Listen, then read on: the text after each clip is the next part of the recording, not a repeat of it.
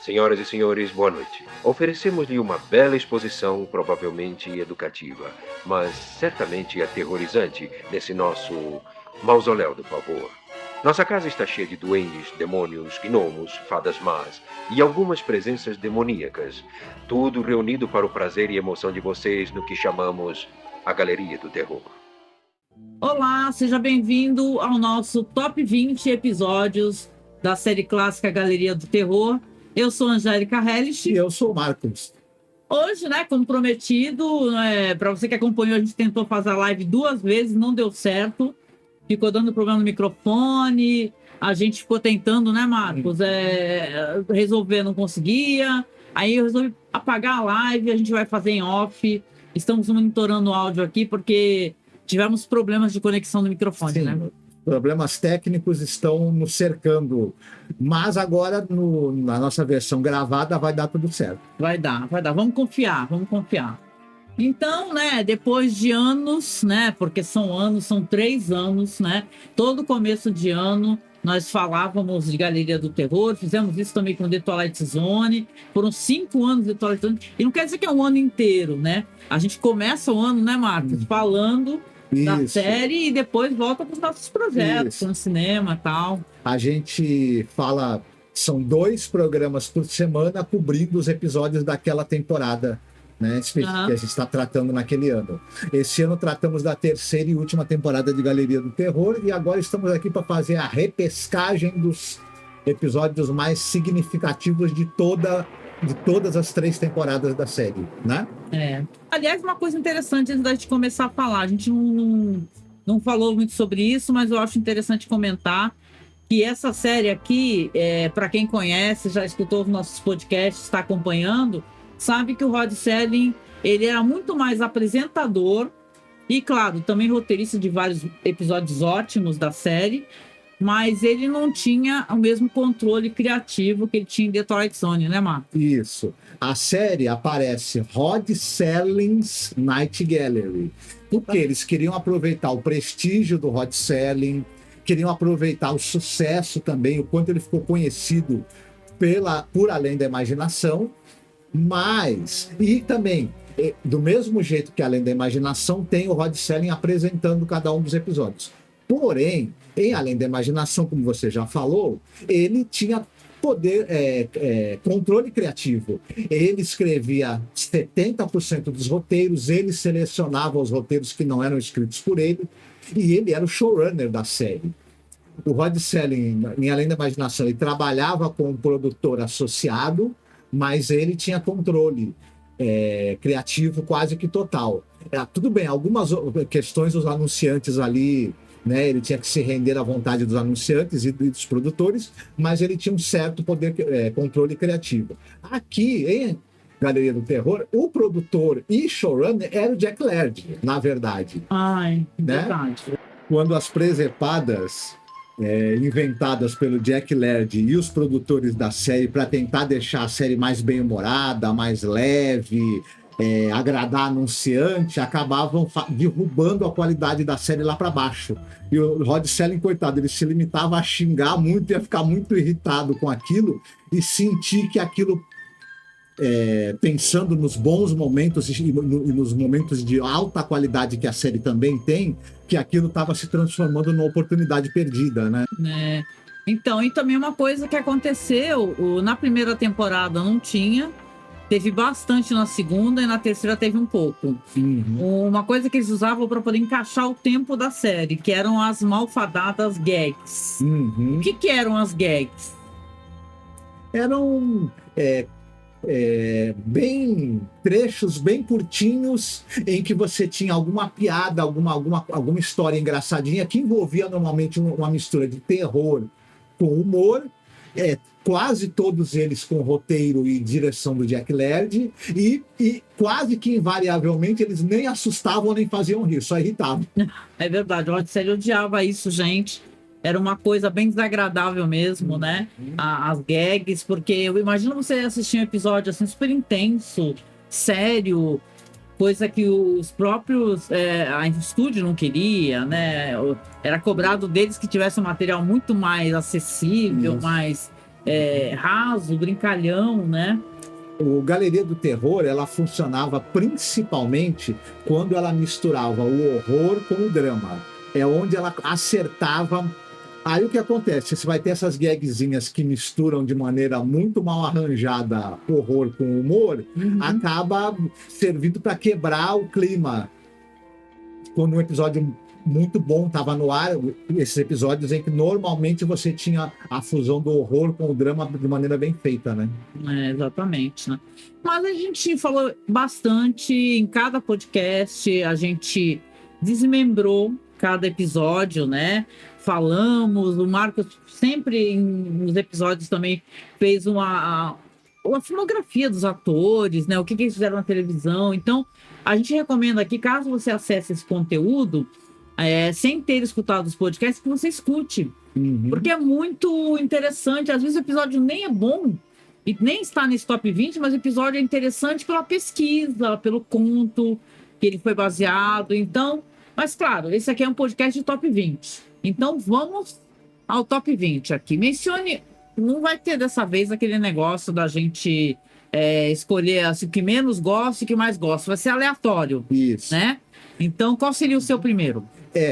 Para mim, na verdade, os meus estão em ordem cronológica, né? Mas... O tempo que eles apareceram na TV. Isso. Ah, tá bom. E então, no ano anterior ao ano em que foi exibida a primeira temporada, foi exibido na TV o piloto. Aliás, o sucesso do piloto é que acabou fazendo com que fosse encomendada a primeira temporada da série. Sim. E esse piloto são 3 segmentos. Eu gosto particularmente dos 3, mas eu achei que para o top 20 eu tinha que escolher no máximo um deles. E é o The Eye. O segmento que tem a Joan Crawford no papel principal. E é um dos primeiros trabalhos na direção do Steven Spielberg. Exatamente, é um ótimo episódio. Até falando sobre ele, é sobre uma mulher muito rica que ela ela é cega, né? Só que ela é amante de arte. Só que ela, por ser uma mulher cega, ela resolve comprar a visão de um homem que está endividado e tal. Só que ela nem vai conseguir a visão definitivamente, né? É meio que experimental esse procedimento. Só que ela é muito cruel, né? Primeiro ela confronta o médico, fala para ele que sabe os segredos dele, para forçar a ela poder usar esse método experimental para ter a visão.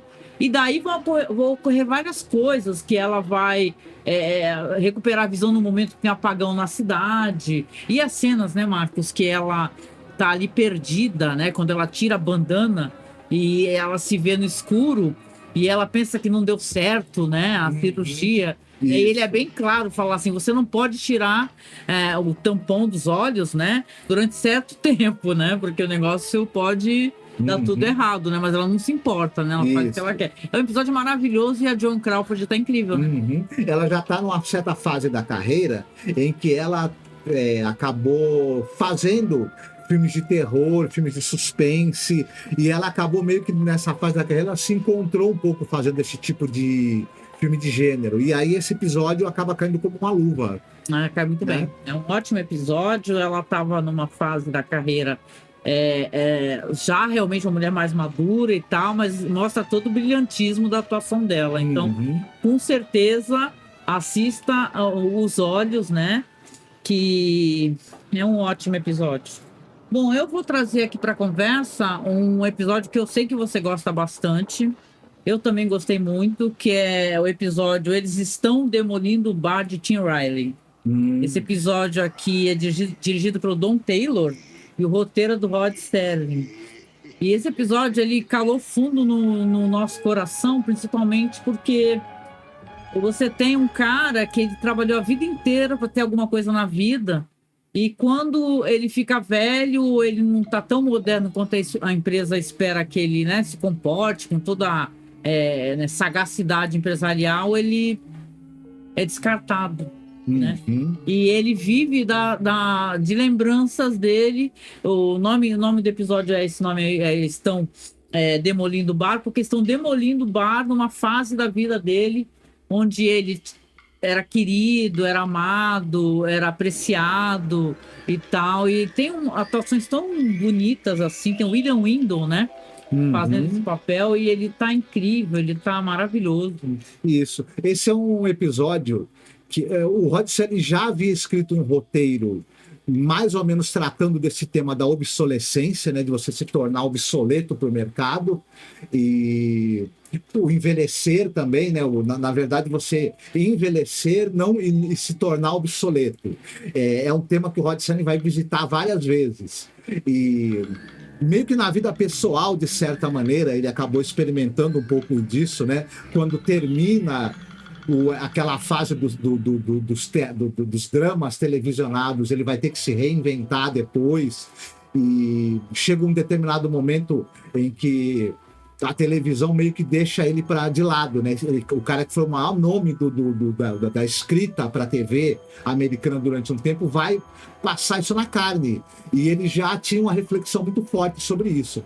Um episódio emocionante, com a atuação que você falou do William Windom, absolutamente sensacional. Esse episódio é maravilhoso mesmo, né? Ele é incrível. É um dos grandes episódios de Galeria do Terror, onde você reflete assim o quanto as pessoas, né, são descartáveis, né? Você trabalhou pra caramba e tal, você teve uma vida plena, fez muito dinheiro para a empresa e depois você vai ser descartado com, no máximo, às vezes até não um relógio, né? Uhum. Tinha essa tradição de o cara ganhar um relógio, uma gravação, né? Sim. Muito obrigado pelo seu trabalho, né? Então é um grande episódio. Uhum. Esse daí. E aí, mais um episódio, que é um grande episódio para se recomendar. Olha, esse episódio que a gente vai citar, o do bar do Tom Riley me tocou profundamente. Agora, esse episódio que a gente vai citar, para mim, talvez seja de toda a série o episódio que mais me tocou. Ah, é? Bom. Mais me emocionou, que é o garoto que previa terremotos. Nossa! Esse episódio realmente, que para mim, ele além de falar muito sobre a questão da comunicação em si, que também era outra coisa que era muito querida para o Rod Serling, esses bastidores da TV, como é que as coisas funcionavam, como é que era essa questão da briga pela audiência, mas no meio desse contexto todo vai entrar esse personagem, esse menino, em que ele vai prever, né? Ele vai conseguir ter a previsão de uma grande tragédia que vai se abater sobre a raça humana, uma tragédia inevitável, e o que ele vai falar para as pessoas naquela última transmissão dele na televisão, uma mensagem de conforto, de esperança, mesmo no limiar de que tudo vai estar perdido, aquilo me comoveu demais, assim, enfim.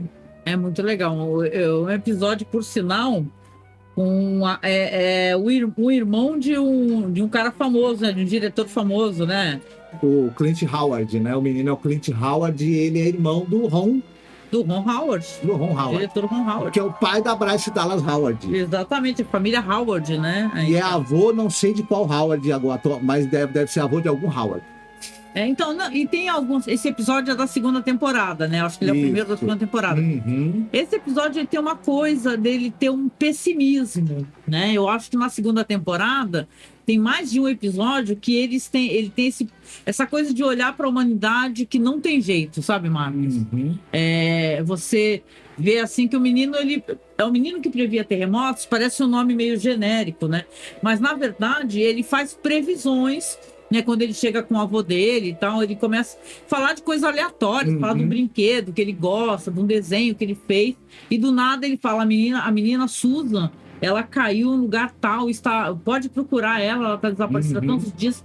Do nada, é como se ele tivesse uma visão no meio de uma fala dele, assim. Então, isso vai virar um grande sucesso da TV, aquele cara lá que é o produtor, né? O cara vai ficar louco ali por ele, curioso e tal. E depois ele fica com vergonha, porque é ao vivo que ele tem essa visão, né? Do que vai acontecer com o mundo. Né? Aí é bonito no final, porque ele, sabendo que o mundo, na verdade, vai acabar, né? O sol vai explodir, algo assim, né? Ele fala assim, ele mente, né, pra moça, que é uma psicóloga, né, que tá acompanhando ele, o avô dele e tal. Fala assim, não, amanhã vai dar tudo certo, os homens vão continuar se amando, a natureza vai continuar pungente, não está sendo atacada, e por aí vai, sabe? Ele vai falar tudo isso que é tudo inverso, né, do que realmente vai acontecer. É bonito demais esse episódio, muito, muito triste também, né? Com certeza. Sim, sem dúvida. Muito bom, muito bom. Eu vou trazer um aqui que eu sei que você gosta também, que a gente aqui é tudo fã do Vincent Price, viu?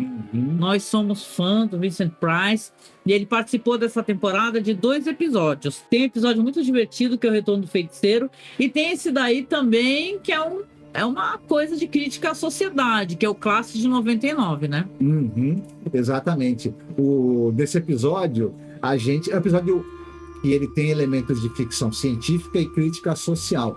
E basicamente a gente vai acabar descobrindo, né, que essa classe, essa tal classe, você está tendo o treinamento de androides com inteligência artificial. Olha que interessante, né? Tratando desse assunto. Esse é o plot twist, né? Você tem um homem, que é o Vincent Price, numa sala, e ele começa a promover alguns debates. E esses debates todos giram em torno de preconceito, de coisas violentas, de inveja, de ciúme, de coisas muito humanas. E você fica sem entender, né, o motivo. Né? Você fala, por que ele está levantando e está, inclusive, incentivando que os alunos se agridam. Exponham seus preconceitos, até agridam um ao outro com esses preconceitos. Isso, exatamente. Porque essa classe, ela também tem androides, e esses androides têm que aprender a ser humanos. Tem que reproduzir o comportamento humano, o que pior que o comportamento humano tem, né? Indiretamente, o episódio diz o seguinte, a parte inescapável, né, do comportamento humano é o ódio, é a intolerância. E os robôs estão aprendendo a ser gente. Resta para nós que somos gente tentar tirar isso um pouco, né? Ter menos disso, né? Porque enquanto a gente tiver, quem está lá treinando o robô entende que ele só vai ser humano quando ele tiver isso, né? Episódio muito interessante e provocativo, né? Traz um pra gente aí, Marcos, agora aí. Então, outro episódio, esse aqui é um episódio curto, que é o Academia, em que segmento, né? É um segmento. Aliás, é até legal a gente avisar, né? Que alguns desses episódios são segmentos. Isso. Né? Não é episódio completo, assim, sabe, da série. Que a série também tinha isso. Às vezes tinham 2 segmentos, 3 segmentos. Na segunda temporada, que nós estamos aqui nesse momento mais tratando vamos falar agora de alguns episódios que, na verdade, estão na segunda temporada. Praticamente todos, né, são divididos em segmentos. Todos os episódios, né? E esse The Academy é uma coisa interessante porque basicamente vai ser um diálogo ali de um pai tentando conseguir uma vaga para o filho numa academia militar. E o filho é um garoto, a gente percebe que é um garoto problemático, irresponsável, imaturo, mas o pai acredita que vai resolver esse problema inserindo o filho numa academia que ela tem, na verdade, tendências fascistas.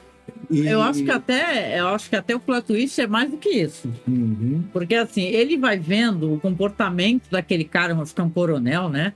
E o cara tá lá falando um monte de abobrinha e incentivando aquele negócio, aquele rigor militar, aquele negócio de alcaguete, de servidão e tal, né? Aquela coisa, né? Militarista, né? E ele parece chocado, né? E tal, ele faz perguntas que dá a entender que é como ele se estivesse chocado. Só que no final ele tá adorando. Ele fala, nossa, que ótimo, então vou trazer meu filho pra cá. Isso. Ele é meio uma crítica também a um problema muito atual. A gente conversou sobre isso no episódio, né? De escolas cívico-militares, etc. E esse negócio do pessoal achar que o militarismo, se estudar em uma escola militar, é o que vai fazer de você um ser humano melhor, sendo que, na verdade, você apenas o que o militar faz, ele faz coisas relacionadas ao militarismo, armas, etc., comportamento, sobrevivência. O resto é tudo educação normal, português, matemática e tal, e tem que ser. Né? Então, sei lá, a gente comentou bastante sobre isso. Não é um dos meus favoritos, esse daí com Mas você gostou, você achou boa a discussão, né? Uhum. Então tá bom. E você vai trazer mais um pra gente? Vou trazer sim. Vou trazer um episódio que ele tá aqui, ó. Acho que eu não lembro se você escolheu esse episódio. Eu sei que é um episódio, com certeza, também da segunda temporada, né? Uhum. A gente gosta muito desse ator, do Bill Bixby, né? A gente acha ele maravilhoso. E ele tem um episódio que é Os Últimos Ritos de um Druida Morto. Você lembra desse daí? Lembro. Que é o episódio que o cara, ele ganha uma estátua da esposa, né? Que ela acha que a estátua é muito parecida com ele, assim, é um cara assim com o braço levantado, assim como se tivesse sido petrificado. E o caso é que essa estátua vai fazendo com que ele vá se comportando de maneira meio estranha, meio violenta, com uma certa tendência, por exemplo, querer fazer sacrifícios por algum motivo, né? E tal, e um comportamento cada vez mais bizarro, né? Até o momento onde no final, vamos colocar assim, que o druida ele estava esperando realmente uma pessoa que ele pudesse adquirir o corpo, né? Uma história de possessão, né?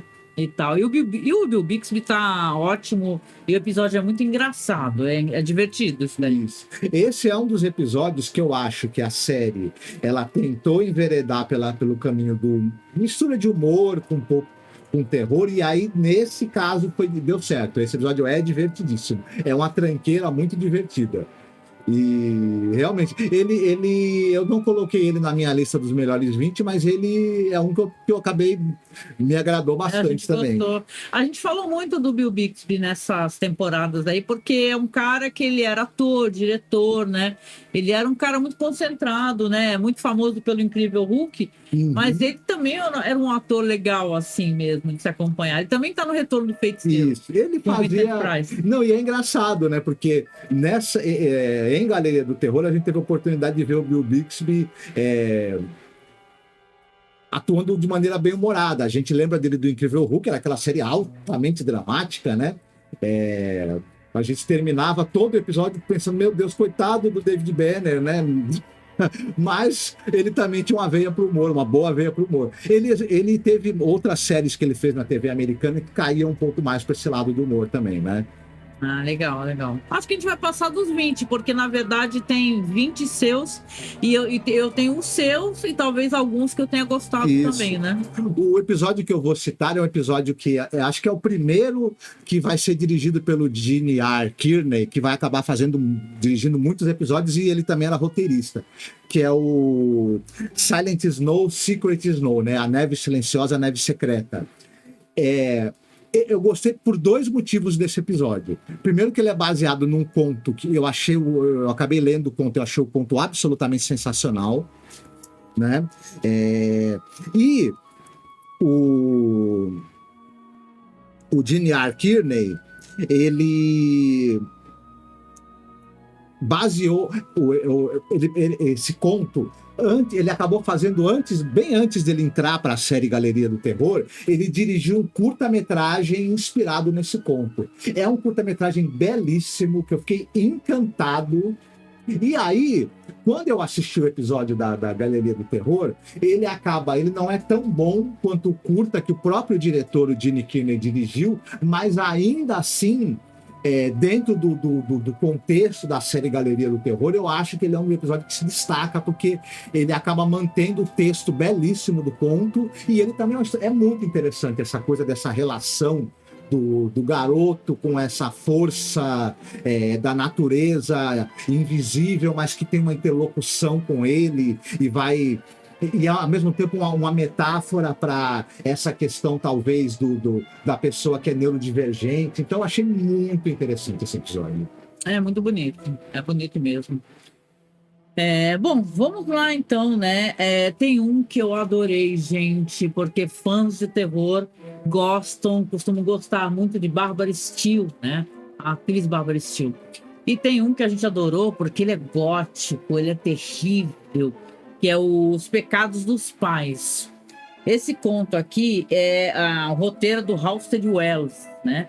a gente até teceu críticas, né? A direção do Jeannot Suarque, mas eu acho que pro final das temporadas teve coisa do Russell Wells que a gente falou, meu Deus, né? Que coisa é essa? Mas aqui você tem Geraldine Page, você tem o Richard Thomas, que ele tava ótimo, esse ator na época. Tem a Barbara Steele, como eu falei. É um episódio terrível. Basicamente, é aquela história climática de terror, né? Na época, sei lá, medieval, sobre uma viúva que ela precisa, né, de um devorador de pecados, porque o marido dela faleceu, estão todos esperando para enterrar. Só que antes de enterrar é necessário que tenha um devorador de pecados, alguém para que, né, receba os pecados desse homem, porque eles acreditavam que ele iria para o mundo dos céus, né, iria para o céu e tal. Só que esse cara, que é o devorador de pecados, ele tá doente, tá acamado. E o filho dele, que não tem a menor experiência, que quem interpreta é o Richard Thomas, de maneira brilhante também. Aliás, o Geraldine Page e o Richard Thomas nesse episódio é incrível. Ele vai ser levado, convencido pela mãe a assumir esses pecados. E ainda tem a questão da fome. É muito bom, o episódio é muito bom, gente. Ele está morrendo de fome, eles são pobres, estão morrendo de fome. Então, o fato de ele devorar pecados, você, na verdade, esses pecados são colocados, são travessas com comida em torno do defunto. Pães, frutas, doces, carnes. Então, quando ele vê toda aquela comida, ele quer comer, ele quer se alimentar, né? Mas tem toda aquela culpa e aquela, né? Isso. Aquela coisa religiosa de que, na verdade, naquela comida tem o pecado, né? Esse episódio eles têm tantas camadas de interpretação, é uma coisa assim, realmente é uma pérola. Primeiro que ele usa esse conceito do filho que ele é obrigado por uma série de circunstâncias a continuar o legado do pai contra a vontade dele. Isso é um tema recorrente na literatura. Sim. No Brasil, a gente tem um conto famoso do Guimarães Rosa, A Terceira Margem do Rio, por exemplo, que trata desse mesmo tema. E, como você mesma citou, acaba tendo uma metáfora aí para questão da exploração de uma classe social pela outra, essa questão de você ser obrigado a seguir o legado do seu pai, a questão da fome, a questão de como as pessoas lidam com o luto, as superstições. Olha, são tantas camadas de interpretação. E o episódio, você já citou, ele tem duas interpretações, a da Geraldine Page e do Richard Thomas. Olha, é uma pérola da televisão esse episódio, sabe? E o horror ali, ele não tá no horror de monstros, de criaturas, é o horror da condição humana naquilo que ela tem, às vezes, de mais dantesco e degradante, revelado pra gente, assim. E, ao mesmo tempo, é incrivelmente poético também. Não, e então aquela coisa, é o rico obrigando o pobre a devorar os seus pecados, pra poder matar toda a crueldade, matando a fome dessa pessoa, né? Entre aspas, ali, para que o rico vá ali para o céu. Então, tem vários recortes assim que dá para fazer. É um episódio muito bom, ele é muito climático. E se você nunca assistiu nada de Galeria do Terror e tiver curiosidade de assistir um bom episódio, assista esse também, viu? Que é Os Pecados dos Pais. Olha, eu vou citar um que eu sei que você também gostou muito, que é Uma Questão de Medo. Com Leslie Nielsen? Com Leslie Nielsen. Isso é uma diversão garantida, esse episódio, sabe? Muito bom. É uma diversão garantida. Gira em torno de uma aposta. O cara vai ter que passar uma noite, né? Numa casa supostamente assombrada. O cara que ele é um cara que ele é um mercenário, né? Mercenário mesmo armado, o cara que é pago para entrar em guerras, conflitos, etc. E ele se gaba que por ele ter participado de várias guerras, ter feito todo tipo de atrocidade, ele não tem medo de absolutamente nada. Ele vai entrar ali numa aposta, mas, né, realmente a coragem dele vai ser colocada à prova, até porque essa aposta, e esse é o grande plot twist do negócio, uma armadilha. Contém uma armadilha de alguém que quer se vingar dele, né? É muito bom. Não, o Leslie Nielsen tá impagável. Olha, é tudo de bom. Tem o Leslie Nielsen de Corra que a Polícia Vem Aí, pelo amor de Deus, quem não conhece, né? Maravilhoso. Drácula Morto Mais Feliz e por aí vai, né? O Franklin Devlin, né? Era o Isso. detetive, né? E, pô, de tapa-olho. Maravilhoso. As cenas dele entrando na casa, se assustando com. Assustando não, né? Se surpreendendo, né? Porque ele não tinha medo de nada, né? Com teias de aranha. Tem um momento que aparece um homem com as mãos flamejantes que estava tocando piano. Não, olha, é um episódio muito divertido. Uhum. Eu acho que o que ele tem é diversão pura, não é muita Isso. coisa, não. Assim, Eu acho que ele mantém a tensão e o suspense, mas ele diverte o tempo todo. E essa coisa, porque na verdade os eventos sobrenaturais que ele está presenciando na casa são todos truques, ou truques mecânicos, ou ilusões de ótica, porque faz parte da armadilha que foi feita para ele, pelo cara que quer se vingar, pelo cara milionário lá que quer se vingar dele. E quando depois todos esses truques são revelados, aí é mais uma camada de diversão que a gente tem nesse episódio. É muito legal. Ah, muito legal, muito bom mesmo, né? Tem um que eu sei que você também gosta bastante, que é divertidíssimo, né? Vamos pegar alguns divertidos aí, né? Tem um que é A Pescaria de Lindemann. Uhum. Lembra desse daí? Sim. Que é muito engraçado, né? Esse episódio tem Stuart Whitman e ele faz um cara que ele é um pescador de uma comunidade, assim, uma coisa, sei lá, do século XVIII, né? Por aí, ou mais antigo ainda. E ele encontra uma sereia, né? Ele é um cara muito mal-humorado, ele é amargo, ele é arrogante. Só que nessa cidade, quando os homens todos descobrem, né, que ele encontrou uma sereia, vira, né? Nossa, vamos, sei lá, ganhar dinheiro com isso de alguma maneira. Vender para um circo. Vender para um circo, né? Para um freak show. Uhum. E o engraçado é que ele é um homem solitário, então ele olha para aquela sereia e tem um cara na cidade, isso é divertido demais, gente. Ele é um cara que vive falando que vai ler a sorte, que ele tem remédios para todos os males, ele faz truques mágicos, ele tem uma cura para aquela sereia virar uma mulher, né? E o que acontece é maravilhoso, é maravilhoso, porque é uma cena hilária que não é possível a pessoa não se divertir com o que essa mulher vira, porque o cara fica convencendo ele, fala assim, não, pode dar para ela essa solução aqui que ela vai virar mulher e você vai poder ter uma mulher para ficar contigo, né? Isso. E tal. E ele realmente olha de manhã, ele levanta assim o pano e ela tem pernas mesmo. Ele fala, nossa, deu tudo certo. Só que não. Isso. Ela tinha...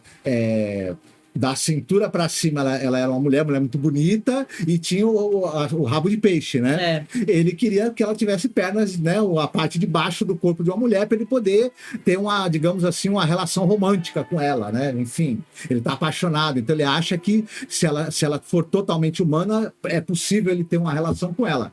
O lance é que, na verdade, ela vai ficar com pernas de mulher, mas com cara de peixe. E aí... Que cara de peixe. Nem é um peixe muito bonito, não. Olha, não. É engraçado. Ela vai ficar cara de lambari, né?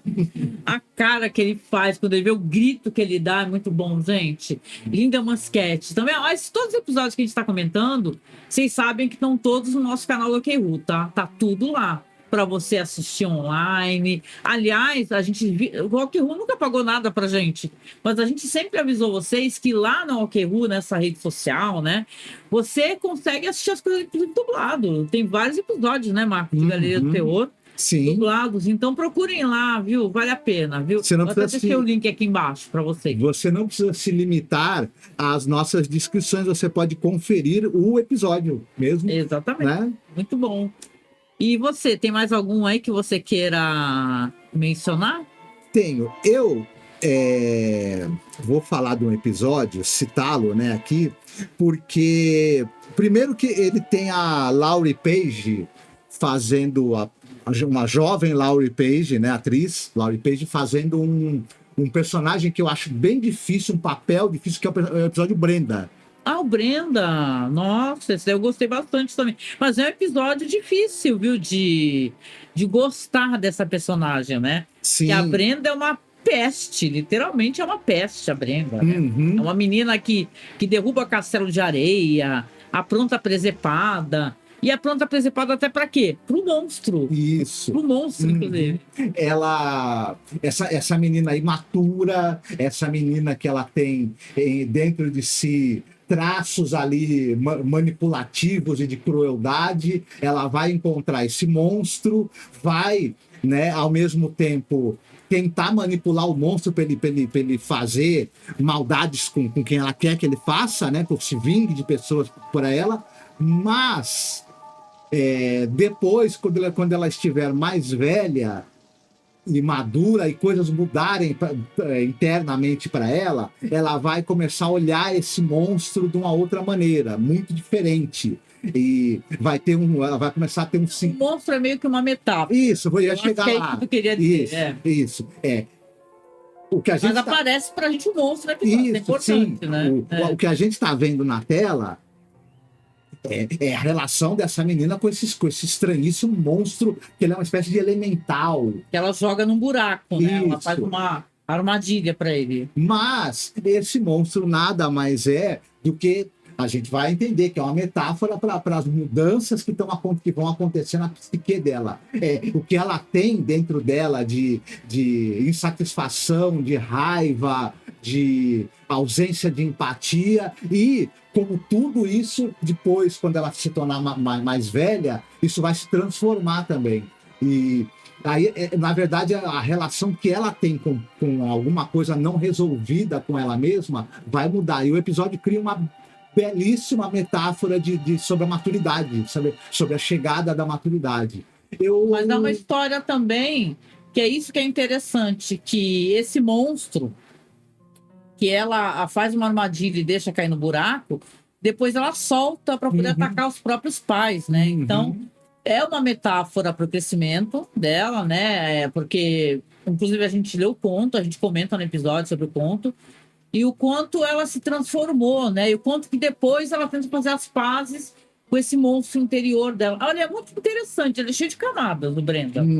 Ele é muito elegante. E essa atriz, ela tá ótima. Na época, ela nem era tão jovem assim, sabe? Ela faz uma menina, mas na verdade ela já tinha uns 19 anos, se eu não me engano, né? Exatamente. E, enfim, dirigido pelo Alan Reisner, e eu acho que ele foi muito bem, sabe? Ele você percebe na maneira como ele conduz o episódio, com a limitação de recursos que tem com uma série como Galeria do Terror, mas eu acho que, inclusive, o episódio também é interessante visualmente, né? É bem bacana, assim. Bem interessante. Mais detalhes nos nossos podcasts, tá, gente? Eu vou falar de um aqui que sei que você adorou, e eu também adorei, ele é terrível. Ele é de final de temporada, ele é o último episódio que eu lembro da segunda temporada, que é o A Lagarta. Ai, esse daí. Esse daí, ele dá... Na verdade, ele tá com uma lagarta, mas é a lacraia, né? Porque é uma espécie de lacraia, né? É um episódio que ele é um episódio que tem muito disso, né? Nessas histórias, principalmente desenvolvidas por esses caras, né? A gente falou sobre isso em alguns programas, que viveram nos bornéus, por exemplo, ingleses, né? Invejosos, aquele negócio todo, assim, do cara que ele vai querer a mulher de outro e vai tentar fazer uma trama para eliminar esse marido, e só que a coisa vai dar tão errado, mas tão errado, né, Marcos?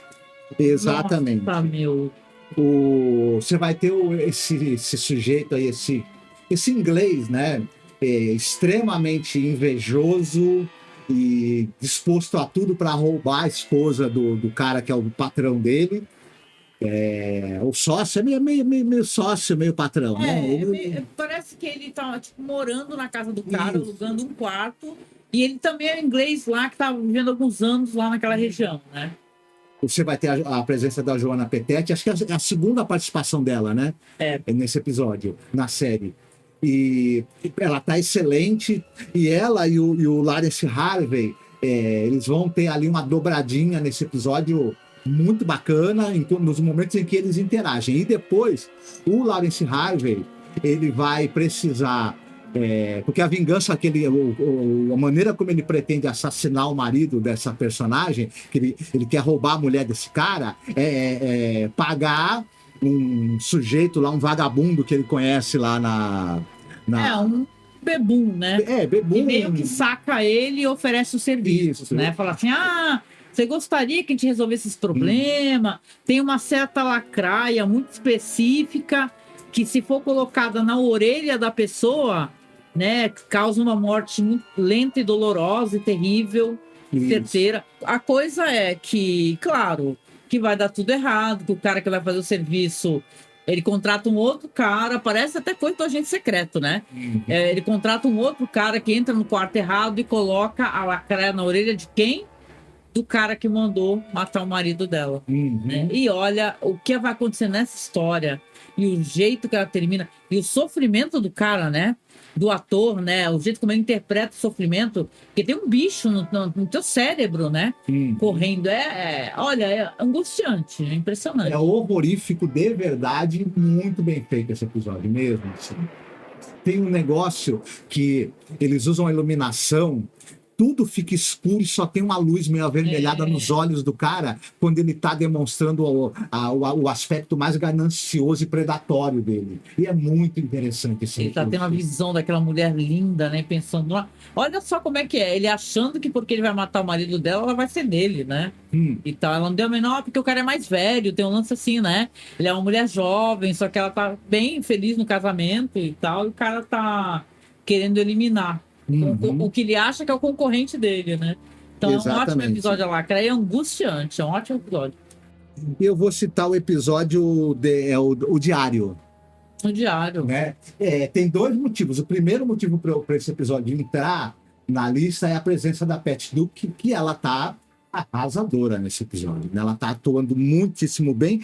Aliás, tem no início assim do episódio, tem a Virginia Maio dando um show, né? A grande atriz ali da época de ouro de Hollywood, a Virginia Maio, e depois a Pat Duke, né, que é essa fulana que tá às voltas com esse diário, que na verdade ali estão escritos acontecimentos trágicos que vão acontecer na vida dela, motivados pelo fato dela ser uma pessoa extremamente ambiciosa, uma pessoa que ela é uma colunista que ela vive de digamos assim, escrever colunas venenosas e altamente ofensivas. E ao mesmo tempo ela é essa figura muito difícil, muito manipuladora, muito egoísta, e ela se depara com esse diário em que tem escrito com a letra dela, mas ela não se lembra de escrever, previsões ali para os próximos dias ou meses, enfim, que vão ser todas muito trágicas para a vida dela. E isso vai levar ela a uma espiral de loucura, e é muito bem... É uma atuação... Essa personagem, por conta disso, ela vai tendo um progressivo desequilíbrio mental e emocional. E a atriz, ela consegue demonstrar isso, a Pat Duke, né? A mãe do Sean Astin, muito bem, mas muito bem mesmo. Então foi isso. Não sei se você gostou também do episódio. Gostei. Não é um dos meus favoritos, né? Até porque é um segmento, né? Aí não dá tempo também. Os segmentos são bem curtinhos, né? Às vezes não dá para desenvolver totalmente uma história, né? Mas esse daí é um segmento bom, também é bom. Muito pela atuação dela, com toda certeza, né? Bom, eu vou trazer um aqui que eu sei que você também gosta, né? A gente concordou bastante nesses episódios aqui. Tem um episódio aqui que é de mundo paralelo, de horror, que é o chamado Câmara Obscura. Esse episódio aqui, o roteiro é do Rod Serling e a direção é do John Badham. Ele é um episódio sobre um cara que ele é um cobrador um agiota, né? Ele é um agiota, empresta dinheiro, tem um velho homem, um historiador, que tem relíquias muito importantes, e ele vai no apartamento desse homem para ele tentar, né, falar assim, olha, já que você não me paga, você está me devendo, eu vim aqui para recolher coisas de você, né? E tá ameaçador mesmo, né? E o velho fala para ele assim, olha, eu tenho uma relíquia incrível, que é... Aí ele entra numa sala, fala, olha só, vem ver. E ele vê uma espécie de... É como se fosse não é um portal exatamente, né? É como se fosse, sei lá, uma lente mesmo. Uma lente que você tem a visão para esse mundo paralelo, que na verdade é o mundo, a gente vai descobrir que é o mundo dos mortos, né? E tá, onde tem um filtro verde e tal. E a coisa é que é possível você entrar, né, nesse mundo dos mortos através dessa lente, né? E olha, episódio também muito climático, né? Aonde ele, claro, vai se livrar desse agiota, que esse homem muito cruel, né?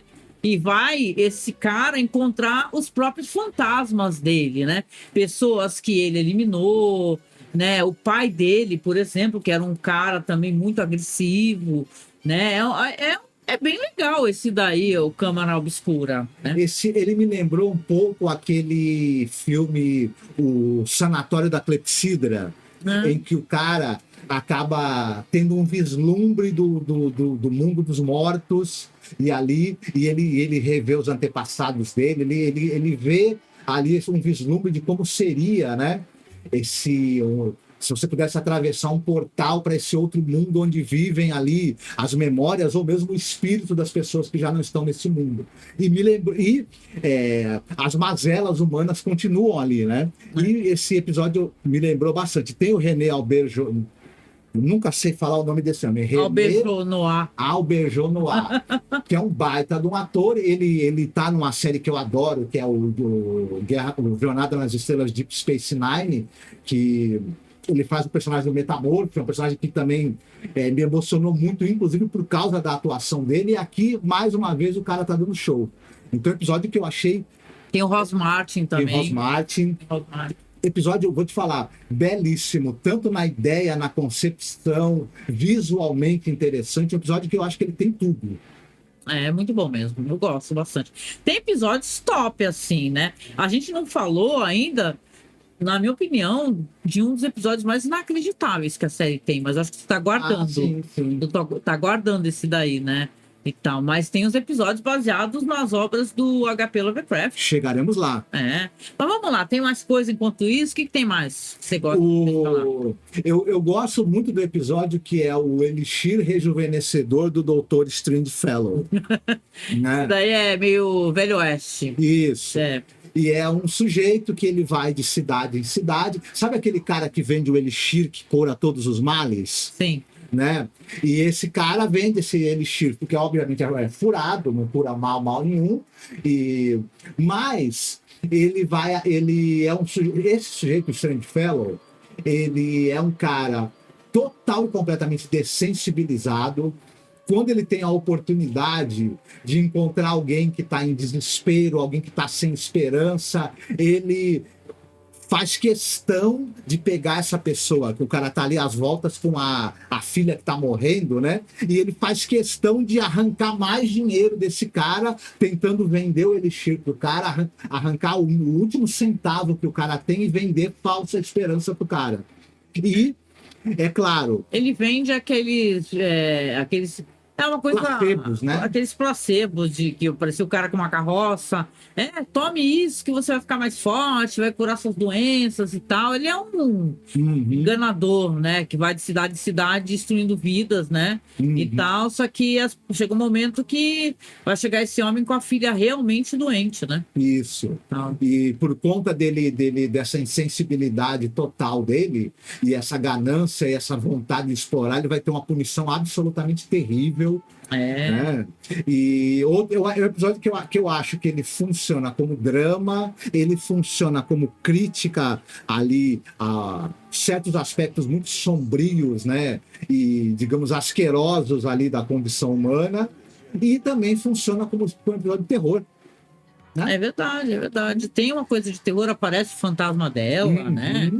Sentada numa cadeira de balanço, né? Então, é um bom episódio, sim, isso daí, com certeza. Uma baita atuação do Forrest Tucker. Que eu lembro, ele tinha aparecido já em Além da Imaginação como um vendedor de carros, né? Que eu me lembro. Sim. Olha, tem um que eu adoro também. Lembra muito daquelas histórias, né? Daqueles casos, tem o true crime dos caras que roubavam cadáveres, né? Isso acontece mesmo, faz parte da história da medicina, né? Dos caras que iam lá, roubavam cadáveres, tem os true crimes dos caras que, inclusive, uma dupla, né? Que matavam as pessoas para poder vender os cadáveres. E aqui tem Entregas pela Porta dos Fundos. Esse episódio também é com o roteiro do Rod Serling, é o Jeff Corey, que é o diretor. Gente, é ótimo esse episódio. É um cara que ele é um médico, daqueles médicos, né, que estão dando justamente aula de anatomia, medicina, anatomia, né? E ele tá precisando, claro, de corpos, né? Tanto que volta e meia aparecem os caras lá e falam: esse daqui não tá bom, não tá fresco. Esse daqui não tá assim, tá assado e tal. E ele namora uma senhora, né? Uma jovem senhora, da sociedade, que por sinal o pai dela não gosta nada dele, né? Desconfia muito dele, e você vê que ele tem uma ética um tanto quanto, né? Essas pessoas sabiam, né, que os corpos vinham de fontes um tanto quanto, né, problemáticas, não era assim, né?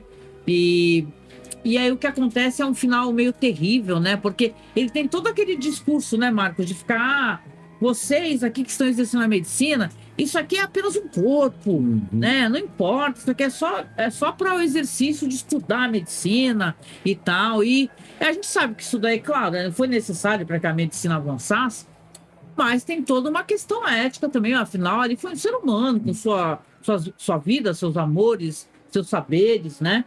Tanto que as pessoas que eu conheci já, a gente que fez medicina, o pessoal faz uma oração, tem uma oração, né? Para quem acredita nisso, né? Falando, agradecendo aquela pessoa que está ali, né? Porque tem pessoas que doam mesmo nos seus corpos, né? E tal, para que a medicina possa fazer análise, etc.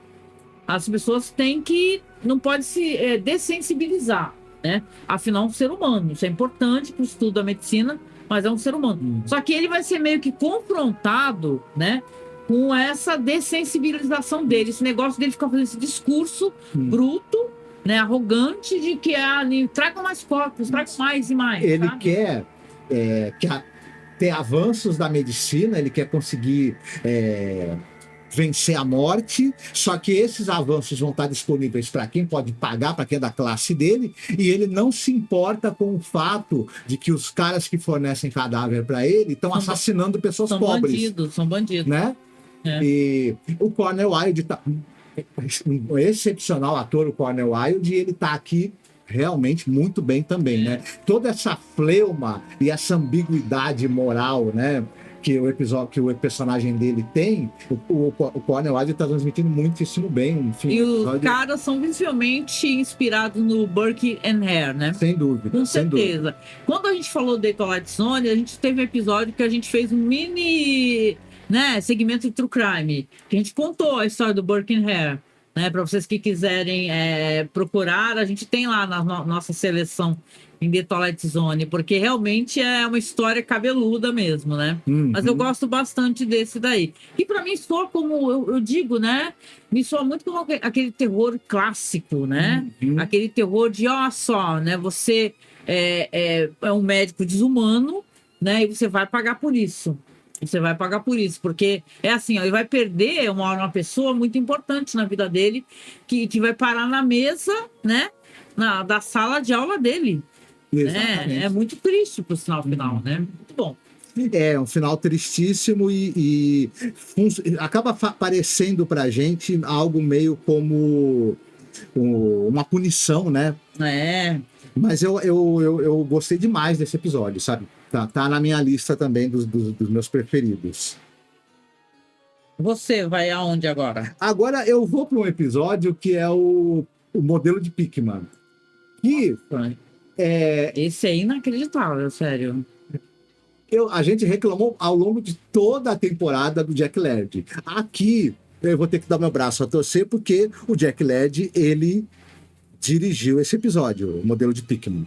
Mas não é nem só a direção, né? Sabe por quê? Porque tem uma coisa nesse episódio, um certo orçamento para ter uma maquiagem, vamos colocar assim, tem uma pessoa inteiramente vestida de monstro. Isso. Né? É muito legal. Até conta um pouco para as pessoas conhecerem, talvez vocês não conheçam. É inspirado no conto do HP Lovecraft, o modelo de Pickman, né? E basicamente é sobre um sujeito, um cara que ele é professor de pintura, de artes, só que ele é uma persona meio não grata na escola lá, porque comentam que a obra dele que ele pinta quadros extremamente perturbadores, quadros aberrantes, onde aparecem criaturas monstruosas e aberrações que são assustadoras, e ele é visto como um cara que ele é um neurastênico, um cara que um depravado, um maluco e tudo, mas tem uma jovem moça que ela é estudante de pintura e ela é fascinada pelo personalidade, pelo trabalho, pelo jeito desse professor pintar. E ela quer conhecer mais de perto a obra dele, quer saber mais, e ela vai acabar, quando ela conseguir finalmente se aproximar mais dele, ela vai descobrir que essa inspiração dele para essas criaturas monstruosas, para esses quadros aberrantes que ele faz, pode não sair apenas da imaginação dele, podem ser coisas, na verdade, que ele vê e com as quais ele convive. E entre essas coisas, um desses monstros que ele pinta, como a Angélica falou, vai aparecer e você vai ter um ator que eles fizeram uma maquiagem lá, uma roupa de monstro de corpo inteiro, muito interessante. Muito perfeita. E acaba o episódio sendo uma adaptação muito legal de um conto do Lovecraft, muito bem feita, muito bem conduzida e visualmente interessante, né? Bastante interessante. E eu gostei, aliás, o roteiro aqui é do Alvin Sapinsley, né? Isso. Tanto que eu coloquei nas cenas, eu coloquei os roteiristas, né? Assim, tem uma coisa interessante, porque nas histórias do Lovecraft, você que gosta bastante também, são muito histórias de cavalheiros, né? Uhum. De amizade, o cara era amigo de outro que tá contando uma história. Aqui eles subvertem, né? A questão, tem uma moça tendo a aula de pintura, ela vai ser quem vai atrás, né? Então, como no Queer, que a gente vai falar depois, com certeza, eles fizeram uma alteração, mas foi muito boa, sabe? Eu gostei muito da atriz, eu acho muito boa a perseguição do monstro, é muito bem feito. Olha, é um dos melhores episódios da série. Esse daí, tecnicamente mesmo, sabe? Sim. Enquanto adaptação. Isso, o Pickman, ele é um personagem que ele depois vai reaparecer. É interessante isso, né? Porque ele desaparece no conto, depois, no ciclo de histórias que o Lovecraft escreveu sobre o personagem lá, que ele pode andar pelo mundo dos sonhos, né? O Pickman vai reaparecer nas histórias desse personagem. Esqueci o nome do personagem agora. Que é o cara que ele tá à procura da cidade onírica de Kadat, que é o cara que ele consegue andar conscientemente pelo mundo dos sonhos, né? Caramba! E esse personagem, que é uma espécie de aventureiro que o Lovecraft criou, ele vai reencontrar o Pickman no mundo dos sonhos. Legal, transformado, né? Já numa espécie de criatura. É muito legal, inclusive. Mas, enfim, episódio que vale muito a pena, viu? Muito bom mesmo, né? Eu gosto bastante desse episódio, né? Bom, tem um aqui também que eu acho que você não escolheu, mas eu escolhi porque, na verdade, é um episódio que também... que a gente até comentou, quando a gente foi falar do voodoo, né? E tal, a gente comentou sobre esse episódio, que é o Eu Nunca Vou Te Deixar, Nunca.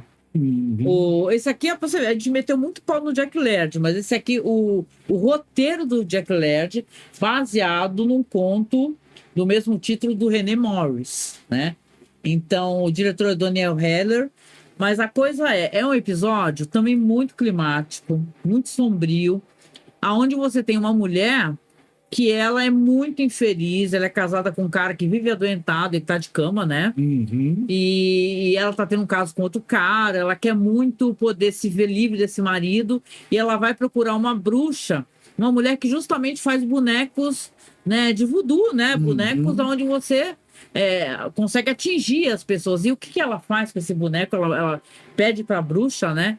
Ela taca esse boneco no fogo, que seria o voodoo do marido dela. E o que acontece a partir daí é totalmente terrível. É uma cena de perseguição. Esse homem, primeiro que ele não vai morrer logo de cara, porque o boneco acaba pulando do fogo, né? Então ele fica semi-queimado, né? O amante também vai tentar ajudar. Olha, é uma história onde você tem a Louise Nettleton, né? Que a gente ama ela, porque ela é de episódio fantástico de imaginação, aquele lá. Midnight Sun, né? Midnight Sun, né? Ela é linda, talentosíssima, sabe? Então, ela entrega, assim, a personagem angustiada, ao mesmo tempo que você entende o asco, né? Porque tem uma cena que ele fica pedindo para pentear o cabelo dela, e ela tem um asco dele, o toque dele, a gente não sabe o que ela passou, né?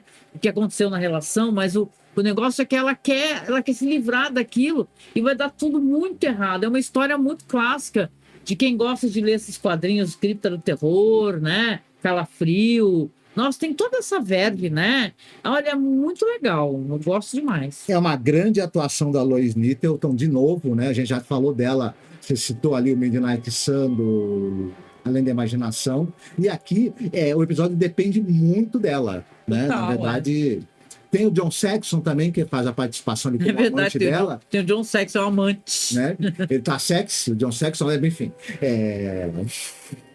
Mas, enfim, eu gosto muito desse. Não entrou no meu top 20, mas eu gosto bastante desse episódio. Eu gosto desse daí. Eu achei que não podia deixar passar batido. Ele é um episódio que tem muitas qualidades também, né? Uhum. Então, muito bom. E você, mais algum? Já que nós falamos de Lovecraft, a outra adaptação de Lovecraft que tem na série também está entre os meus preferidos, que é o Cool Air, o ar frio, né? Uhum. E a gente vai ter. O episódio é basicamente. Você tinha citado que eles, ao adaptarem o Lovecraft para aqui o Galeria do Terror, tem essa questão que a personagem, o Lovecraft quase não tem mulher, né? Nos contos dele. São sempre brotheragens ali, né? Sempre são homens, cavalheiros e tal. Amigos, enfim. E o Lovecraft é um escritor que ele é o rei da broderagem. Mas, enfim, aqui eles trocam o que seria uma amizade por uma admiração profissional que vai se transformar em interesse romântico, porque a personagem que no conto é um jovem que se torna amigo desse cientista que mora recluso naquele quarto ali, vai ser uma moça que vai travar uma amizade, uma admiração pelo conhecimento, né? Do interesse desse cara pela ciência e tudo mais, pelos estudos sobre prolongamento da vida. E ela vai se apaixonar, mas vai descobrir que, na verdade, esse cara, já há um certo tempo, ele está enganando a morte, né? Está usando o conhecimento científico dele para enganar a morte. Ele tem no quarto dele, é importante falar, porque o episódio gira um pouco em torno disso. Ele tem um dispositivo lá, ele tem uma espécie de como se fosse um congelador, né? Uma engrenagem lá congelante no quarto dele, que tem que ficar em funcionamento sempre. Uhum. Sempre. E a senhoria fica falando assim, que inclusive ele aluga parece que 2 quartos, né? Ele é um cara com muito dinheiro, ele é muito erudito. E essa moça, ela é, na verdade, filha de um cara que ele trocava cartas. Sim. E ela, quando o pai falece, ela vai ler as cartas e fica encantada pela inteligência e tal, pela amizade. Ela quer conhecer esse grande amigo do pai dela que já faleceu. E aí que vai ter, como a gente comentou, essa coisa dela ir conversar com ele, vai ter um certo interesse romântico. É muito bonito, é muito interessante. Uhum. É o que vai acontecer. Isso. É a Barbara Rush que faz a personagem da Agatha Howard, né? Uhum. E a gente vai ter o Henry Darrow, que é o Miguelito lá da série lá que a gente tinha citado, né? Na época. Uhum. Da série de Chaparral. Olha, né? E tal. E, enfim, tanto o Henry Darrow quanto a Barbara Rush, eles estão dando show, mas tudo no episódio funciona. A direção funciona, o design de produção funciona, o roteiro é muito bom, as atuações estão muito boas. Enfim, é uma adaptação do Lovecraft. O pessoal reclama muito que o Lovecraft não é bem adaptado.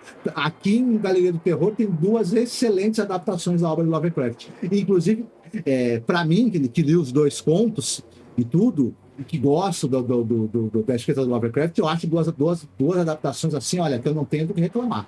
Aliás, né, só mencionando uma menção aqui rápida, que essa série da Netflix, que é quem apresenta é o Guilherme Del Toro, que é o Gabinete das Curiosidades, a versão dele de modelo de Pickman é legal também, tá? É legal. Eu assisti, eu lembro de ter gostado bastante. Mas olha... Eles adaptam bastante Lovecraft. Sim, também. mas você sabe que eu gosto mais da adaptação do Galeria do Terror, por incrível que pareça? É muito bem feita, muito bem feita, né? É muito corajoso, né? Aquele personagem, aquele homem vestido de monstro, né? Muito bem feito. Aqui a gente vai trazer um episódio também agora, nesse momento, que ele é de puro acalento. que é o Messias da Rua Mott, né? The Messiah of Mott Street. Que é um episódio dirigido pelo Don Taylor, roteiro do Rod Serling, né? Sobre um velho homem, né? Que por sinal judeu, né? Que quem interpreta é o Edward G. Robinson, né?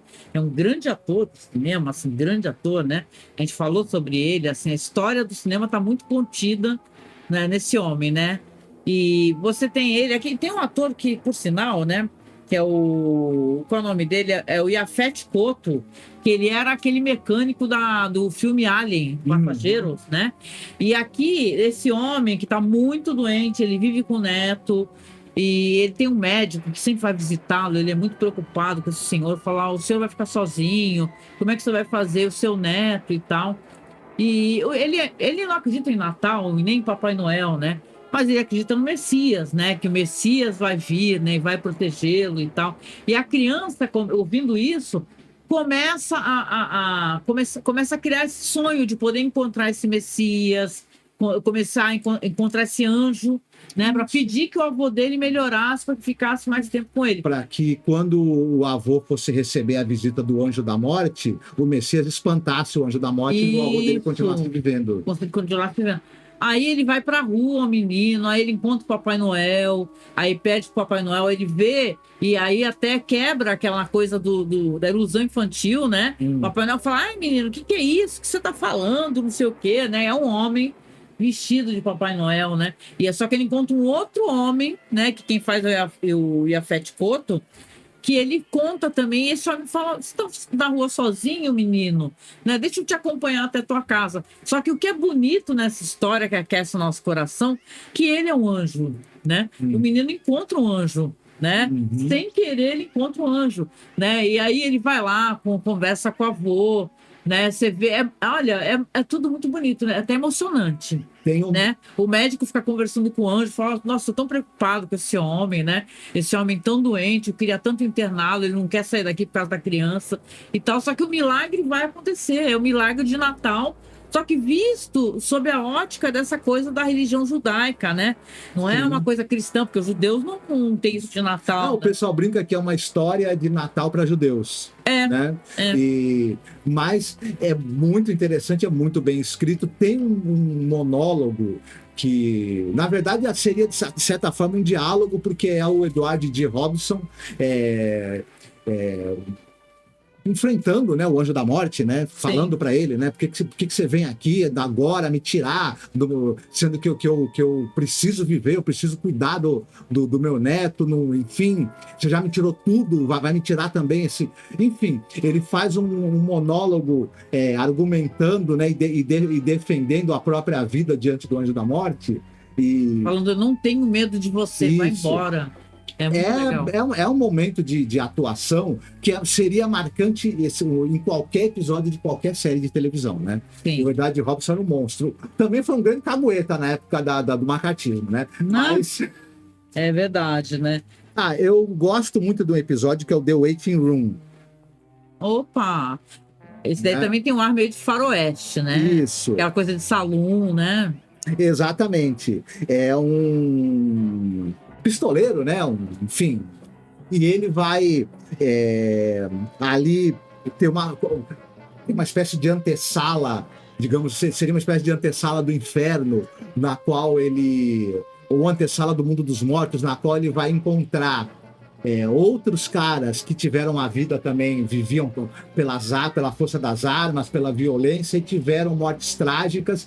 Sempre mortes violentas. Sempre, né? Mortes violentas. E ele vai, nos diálogos que ele vai ter com esses caras, ele vai se desnudando pra gente essas existências, né? Caras que se achavam muito fortes, muito imbatíveis, viviam pela violência e acabaram sendo todos eles tragados pela morte e vítimas da própria... E eles vão reviver isso nesse momento, né? Isso, é uma espécie de purgatório isso daí, né? Isso.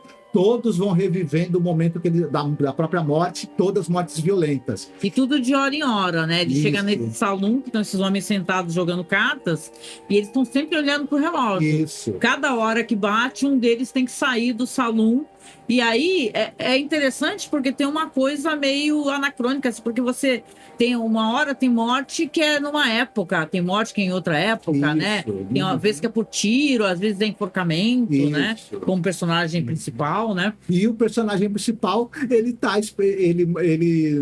não quer assumir, não quer admitir, mas quando chegar um determinado horário, é a hora dele também. Tá revivendo, né? E depois tudo vai se repetir, né? Isso. É uma espécie de inferno, né? Porque eu tenho a impressão que o barman, ele é o demônio, né? Fica meio... É legal, um episódio... A Galeria do Terror, principalmente quando é muito bem escrita, assim, você repara que às vezes nem precisa de muitos efeitos especiais, nem nada. Você vai ter um ótimo episódio que é calcado nos bons diálogos, né? Eu acho que esse episódio tem muito disso, né? E sim, são pouquíssimos elementos e funciona maravilhosamente bem. Depende do texto, que é preciso, perfeito, nesse caso. São diálogos inesquecíveis e, claro, das atuações, né? São atores escolhidos a dedo ali, né? Só gente... Só gente boa, viu? Cada ator, assim. Aliás, a gente sempre nos podcasts, na hora de falar dos atores, era assim... Eram carreiras gigantescas, assim, que você fala, meu Deus, o cara trabalhou, sei lá, 50 anos, assim, mas a gente fazia uns resumos muito bons, né? E tal, né? Muito bom mesmo, né? Esse é um ótimo episódio mesmo. Eu vou falar aqui, mais um que você não selecionou. Eu acho que você colocou só nas menções honrosas. E, na verdade, eu adoro esse episódio. Gente, é muito bom, muito bom. Até porque tem a Jeanette Nolan, gente. Essa atriz é incrível. Sério.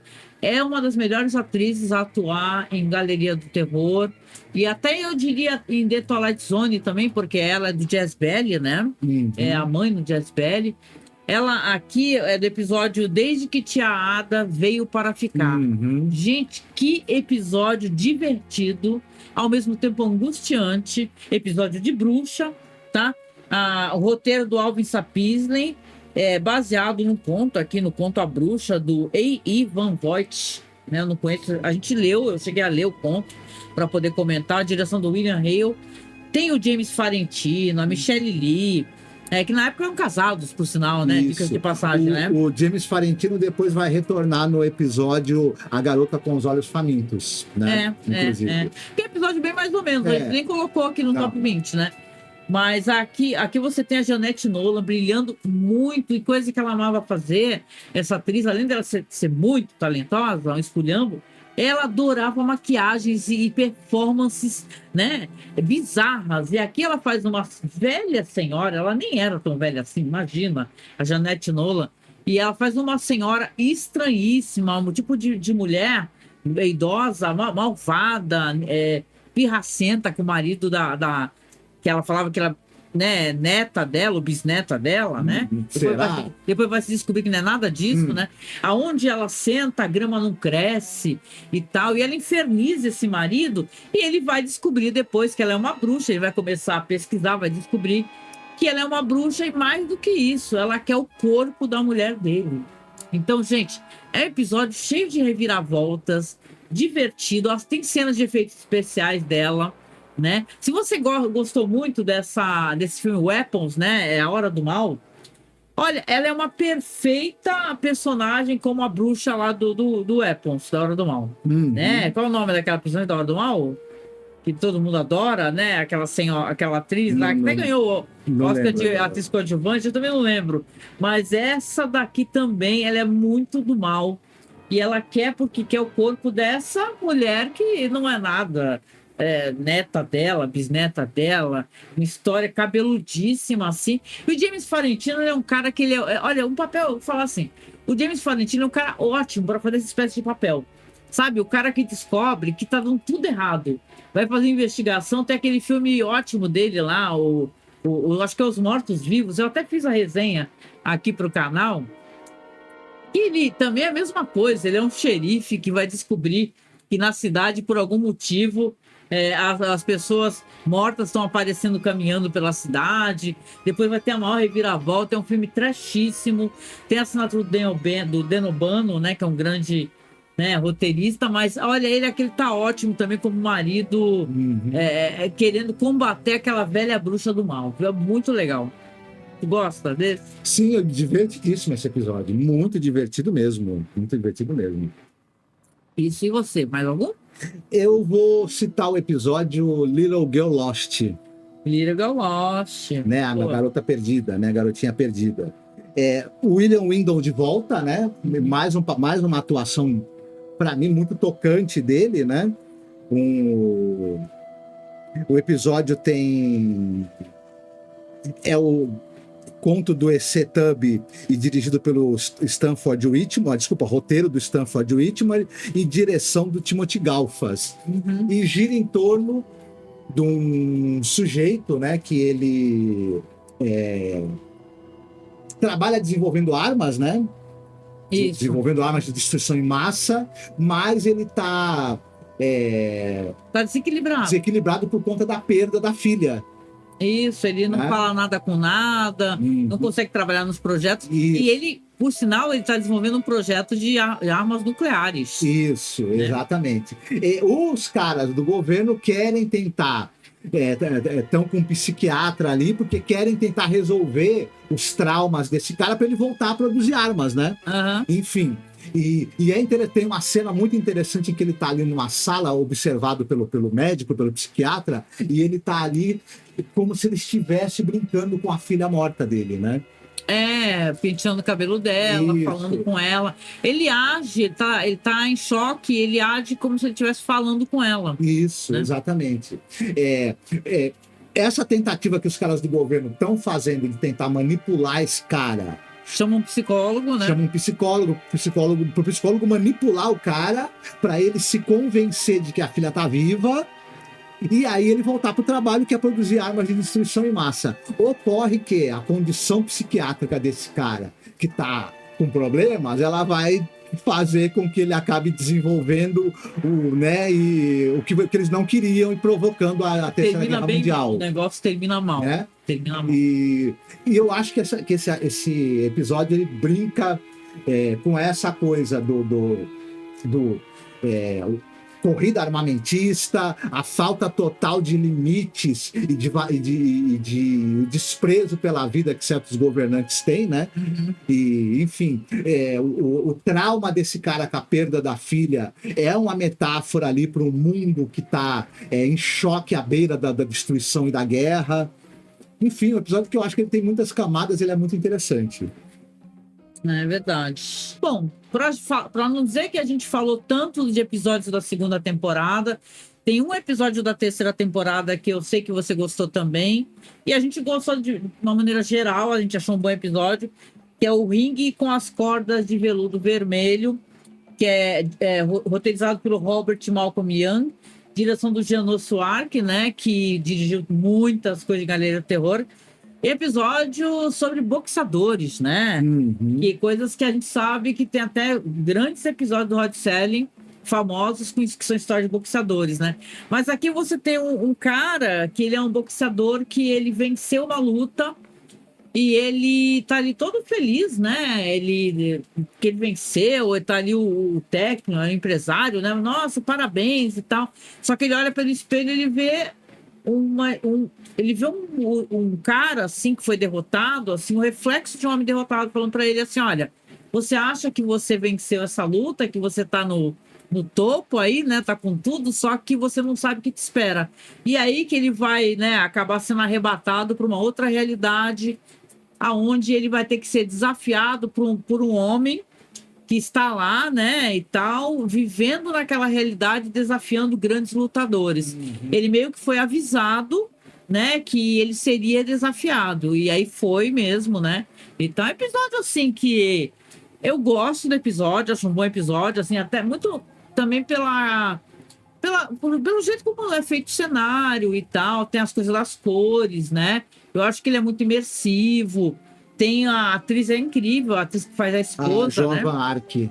Ela tá muito bem mesmo, né? E o próprio ator também, né? É Chuck Connor o nome dele, um vozeirão e tal. Então, é um episódio assim, que ele é sobre boxe e também não é sobre boxe. Ele é mais um episódio sobre você vender a tua alma para alguma coisa, né? Isso.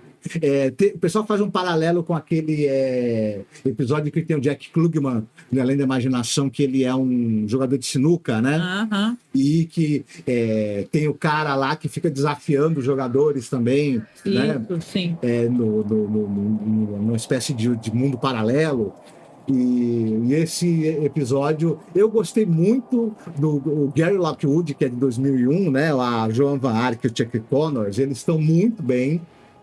E como você falou, para mim o episódio ele acaba, além de eu achar a história interessante, ele é visualmente muito criativo e muito bem resolvido. É o Janos Suzark, né?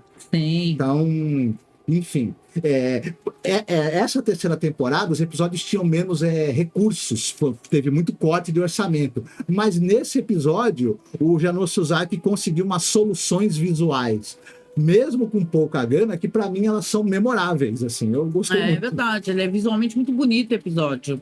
Muito bonito, tem umas coisas meio sinistras, né? Tem uma hora que ele acende assim um círculo de chamas, né? Parece que ele tá fazendo alguma coisa meio satânica também. Quando ele vai fazer um acordo ali, né? Que ele concorda em lutar com o cara, é como se fosse assinando um pacto demoníaco, e aquilo tudo é muito interessante. Sim. É um bom episódio, assim, muito legal. Agora, assim, claro, eu não vou esquecer, quase que passa batido, mas imagina, eu acho que é um dos melhores episódios, eu acho que eu até brinco assim que é quase injusto a gente comparar o piloto, os segmentos que são piloto, com o que tem no restante da série. Não que não tenham bons episódios, mas é que o piloto ele é muito incrível, né? Até porque ele começa com os episódios mais fantásticos, que é o cemitério. Isso. A gente não mencionou até o momento, mas olha, ele é um luxo para quem gosta de terror, porque ele tem tantos elementos bons de terror. Você tem aqui o Rod McDowall. Ele interpreta um sobrinho de um homem velho que está ali, ele é adoentado, mora numa mansão, cuidado ali pelo mordomo, que quem faz é o Ossie Davis, né? Que é um ótimo ator, né? Ele tá lá, ele foi lá para poder fuçar o que o velho vai deixar para ele. E ele descobre que o homem realmente vai deixar as coisas para ele. No testamento é pro próximo, né? O parente mais próximo, que no caso é ele mesmo, esse sobrinho. E o negócio esse senhor, ele era um grande pintor, né? E tem muitos quadros na casa, quadros e quadros e quadros. E tem um quadro em particular que ele representa ali o cemitério que é ao lado da casa. E isso aí é um componente muito importante na história, né? Ele vai dar fim nesse tio, né? Vai herdar a herança, né? E o mordomo vai, claro, descobrir também tudo, só que ele não vai se meter, o mordomo, né? O bom dessa história, que eu gosto dela, Marcos, que ela tem tanto plot twist. Ela é muito boa. Porque tem a questão do quadro, isso é fundamental na história, porque ele vai começar a viver aquela vida desregrada, né? Mulheres, bebida e tal, curtir a vida, agora ele tá rico, né? Herdou a casa, o dinheiro. Só que o quadro, a dado momento, vai começar a se alterar. Esse quadro que representa o cemitério. Tem um momento que o quadro vai começar a mostrar o túmulo do tio. Aí depois o túmulo meio aberto. Aí o caixão para fora do túmulo. Uma pessoa saindo do caixão. Essa pessoa se dirigindo à mansão. Isso. E quando é muito, né, a mão do macaco. Essa história é muito legal, né? E o Jeremy, que é o personagem do Rod McDowall, que, claro, herdou porque deu um jeito de matar o tio, ele vendo o quadro mudando, mostrando que o tio, né, ilustrando, né, através das mudanças na pintura, que o tio tá saindo do túmulo para vir atrás dele, claro que ele vai se... né? E a tensão que isso gera, né? Porque no momento quando ele aparece no quadro, ele olha para o quadro vai se alterando conforme ele vai passando por ali, ele tá vendo, né? Não é na frente dele que se altera, mas aos poucos, né? Coisa de minutos. A cada vez que ele passa por ali, ele vai olhar, o quadro tá diferente. Aí na hora que o quadro tem um homem batendo na porta, dá para ver que é o tio dele, morto, que saiu do túmulo, né? Aí alguém bate na porta, né? E aí, é claro, vai ter toda uma reviravolta. Esse personagem que é o sobrinho, ele vai ter um troço, né? Ele vai ter um troço, porque ele vai morrer de medo. Acho que eu lembro, ele vai morrer literalmente de medo, vai rolar a escada, vai pirar, um negócio assim. E aí vai ficar tudo para quem? Pro mordomo. Cara, isso é uma história muito boa. Tem que contar para vocês spoiler, que é muito boa. É muito boa, né? Aí a gente vai descobrir que, na verdade, o mordomo também tinha um esquema com um cara que pintava várias telas, né? Isso é muito interessante nessa história. Eu acho que é uma das melhores histórias de Galeria do Terror. Que aí o mordomo formou um cara lá que tinha várias telas que ele ia só trocando e alterando e colocando no lugar, né? Só que o plot twist do plot twist, isso que é bom, que na verdade vai começar a acontecer com o mordomo. E dessa vez não tem ninguém pintando os quadros, né? Quando for a batida for feita na porta, realmente é o próprio, mas agora talvez o sobrinho, não o velho. Gente, é uma história muito boa, Cemitério. Eu não sei como é que tu não escolheu essa daqui, deixou nas menções honrosas. Não, porque na verdade eu achei que eu tinha que escolher uma do piloto para dar tempo, dar chance de escolher. Né? Tá. Os 3 episódios têm roteiro do Rod Serling, os 3 segmentos do piloto. E são 3 histórias muito boas. O Cemitério é muito bom. E o engraçado em Galeria do Terror, né, gente? Que você teve o piloto que saiu, né? Acho que foi. O piloto saiu o quê? Saiu em 69, né? É isso mesmo, 69 que saiu o piloto. Demorou para sair a temporada. Liberarem a temporada e tal, né? Pô, mas realmente o Cemitério é muito fino, é muito bom mesmo. Eu gosto demais desse episódio aqui, é sensacional, né? Tem outros aqui que você colocou e eu também coloco como menções honrosas. Tem o The Little Black Bag, né? A Pequena Valise Preta, por ter o Burgess Meredith, que a gente ama esse ator. E ele tá ótimo no episódio. E tem o parceiro dele, o ator lá, que é a história do médico, um ex-médico que virou um alcoólico, né? Que ele encontra uma valise de médico numa lixeira e descobre que ela é meio mágica, que cura as pessoas, né?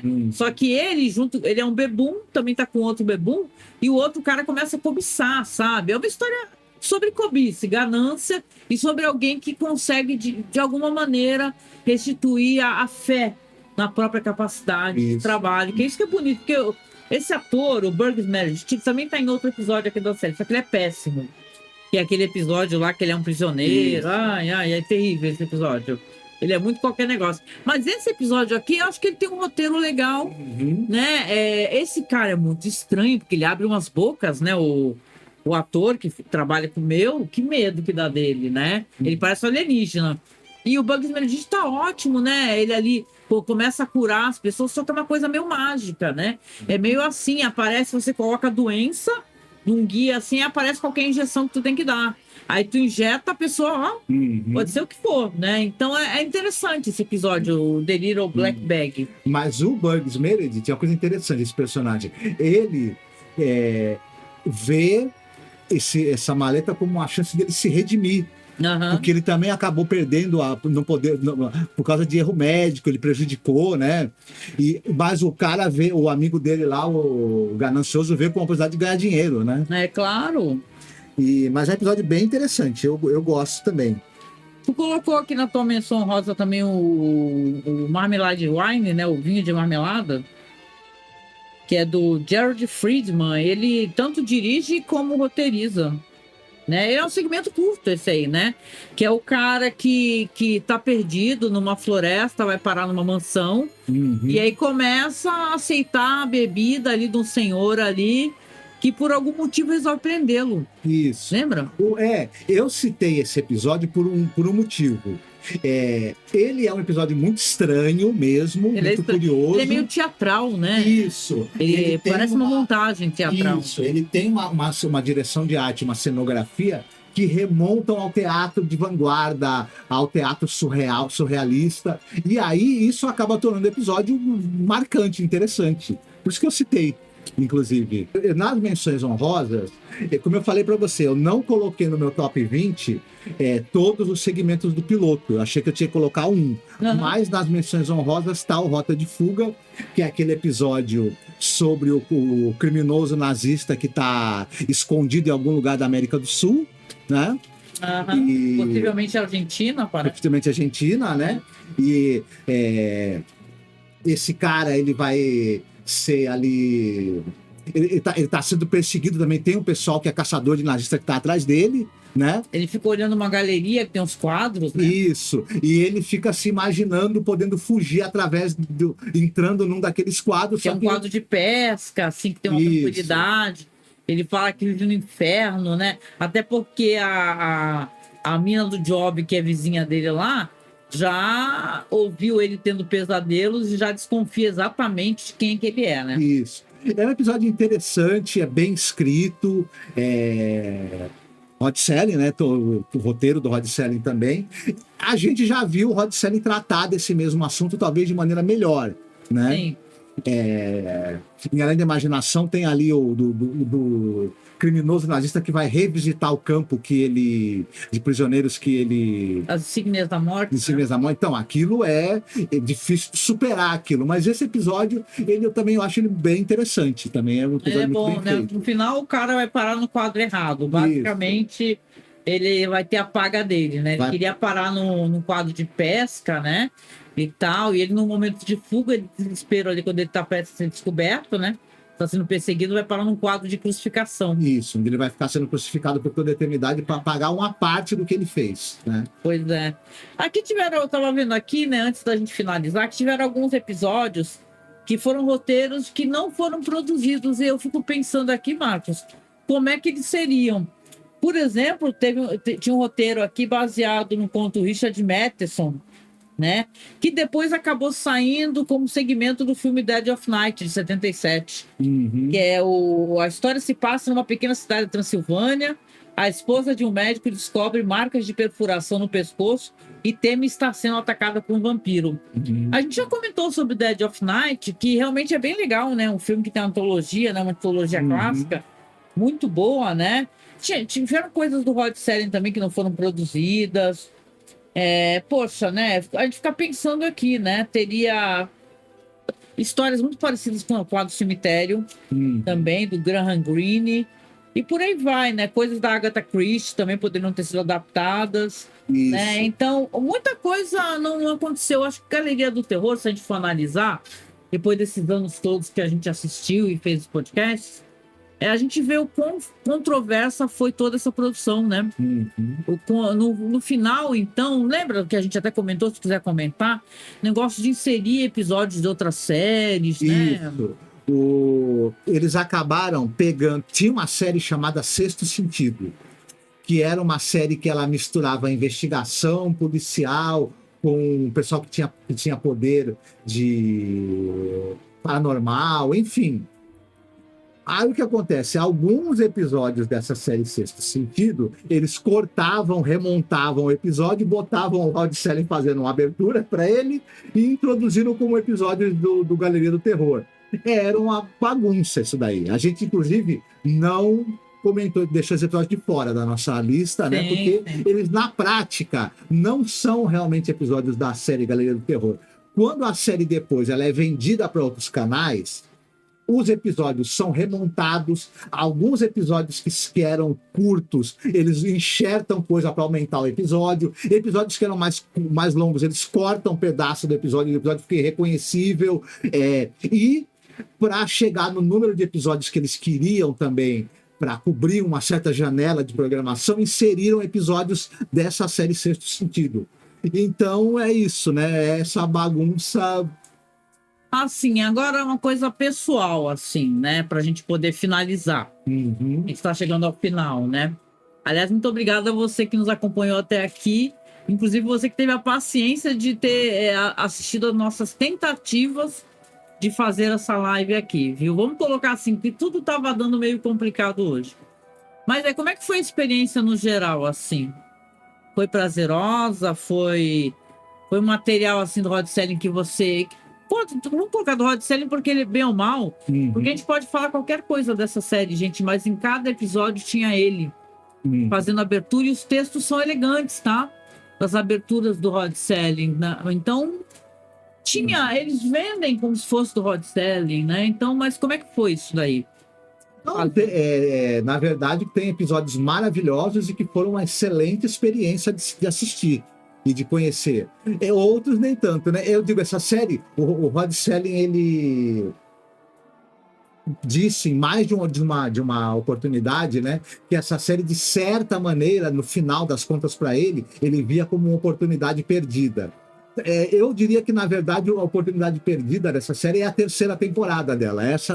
Mais a primeira e, sobretudo, a segunda temporada tem pontos muito altos, e a segunda temporada da série vale muito a pena assistir, sabe mesmo? Então, eu diria que se toda a série tivesse a qualidade que teve na segunda temporada, ela seria um marco. A segunda temporada, a primeira, claro, também tem. Tem episódios bem legais. Mas a segunda eu acho que é um marco, assim, porque tiveram muitos episódios legais, né? Até porque teve uma grande quantidade de episódios, né? Isso. Na segunda temporada. Isso, foi onde eles tiveram um maior investimento também, onde a série ela tinha engatado, né? Sim. E depois, na terceira temporada, foi onde o Jack Laird e os produtores fizeram a série sair dos trilhos de uma vez. É verdade. Mas, assim, para mim também foi muito bom. Claro que dá um certo trabalho, né, para você fazer podcast semanal, que são 2 podcasts, né, porque a gente fazia 2 episódios por semana, a gente nunca falhou, e a gente precisa saber de você também, né, não importa a época que você esteja assistindo aqui esse vídeo, ou escutando os podcasts, né, aliás, às vezes a gente comenta e fala para o pessoal escutar o podcast, e tem uma questão que o Spotify, ele gosta de derrubar nossos podcasts, tá? Então você vai, tá passando aqui embaixo, masmorracine.wordpress.com, e a gente sempre tem um link aonde estão todos os episódios, né? Não importa onde seja, se é no archive, se o Spotify não está deixando, não importa, a gente faz o upload, tá? Então, para mim foi um prazer poder fazer, a gente está pensando o que a gente vai fazer ano que vem, claro, né? Não decidimos ainda. Mas é sempre um prazer poder falar do Rod Serling. Agora está prestes a sair, por sinal, né, Marcos? Um documentário sobre o Rod Serling. Talvez a gente lá volte, depois que a gente assista, para poder comentar o documentário. A gente gosta muito, né, de falar sobre as coisas que ele já fez. Então, a gente agradece você ter vindo aqui, você ter acompanhado o podcast. A gente convida também, né, Marcos, você continuar conhecendo nossos projetos, porque talvez a pessoa ache que a gente só fala de séries clássicas, né? E a gente é um podcast de cinema, gente. A gente fala de diretores, filmografias. É muito trabalho. São mais de 16 anos fazendo podcast, né? A gente vai completar. Então, na verdade, vale a pena você conhecer o que a gente já fez, falando de cinema, falando de séries, mas também falando de outras coisas, de filmes fora da caixinha, né? E tal. Tem tanta coisa boa aí para você explorar. Temos aí projeto nosso, tem o Masmorra Classic, falamos de clássicos do cinema. Temos o Masmorra Listen, que a gente destrincha aí a trilha sonora de algum filme que tem músicas marcantes, né? Tem as filmografias, a gente escolhe um diretor e fala de todos os longas desse diretor. Zhang Mu, Almodóvar, James McMayer. Isso, Alejandro Jodorowsky, Sono, entre outros. É muito legal. Isso é uma coisa que dá muito trabalho. É importante a gente assinalar, porque a gente assiste todos os filmes. A gente tem um projeto anual de terror, que ele é muito legal. A gente costuma pegar o mês de outubro e fazer nesse mês o mês de falar de coisas de terror, ou fazer um especial de terror também, falando do cinema de algum país. Então, basicamente, somos um podcast de cinema, tá? Então, enquanto a gente puder estar no ar, a gente vai continuar. Mas, para isso, a gente precisa muito da sua ajuda. Não tem como a gente continuar sem apoio, gente. Inclusive, apoio financeiro. Se você puder, se inscreva, tá? Aqui no canal. Isso é importante para fazer o canal crescer, claro. E apoie a gente financeiramente. Nosso Pix está aqui passando também. Ou você pode fazer uma compra na Amazon, lendo aí com o seu celular, nesse QR Code da Amazon. Esse vermelhinho aí é o QR Code da Live Pix GG. Você pode mandar áudio para a gente também. Você contribui com R$5. Então, qualquer valor, seja no Apoia-se, que é um valor mensal, seja no Live Pix, seja na Amazon, já nos ajuda, tá? Então, convido você a nos ajudar a continuar, a tentar, inclusive, já que você parece que é fã do Rod Serling, que nem a gente, continuar falando talvez de Rod Serling, tá? Sua ajuda é muito importante. E vamos agradecer também a quem já nos apoia, tá? Sem o seu apoio, talvez a gente não tivesse conseguido sequer chegar até aqui. Então, obrigada a vocês que a gente considera como padrinhos, como madrinhas. São pessoas que nos apoiam no Apoia-se, por Pix também. Nosso agradecimento muito carinhoso, né, Marcos? Isso, obrigado de coração. E quem ainda não nos apoia e quiser, por favor, esteja à vontade. Fiquem muito bem, cuidem-se muito bem e a gente se vê em breve. A gente se vê em breve. Um beijo. Até a próxima, gente. Até, tchau.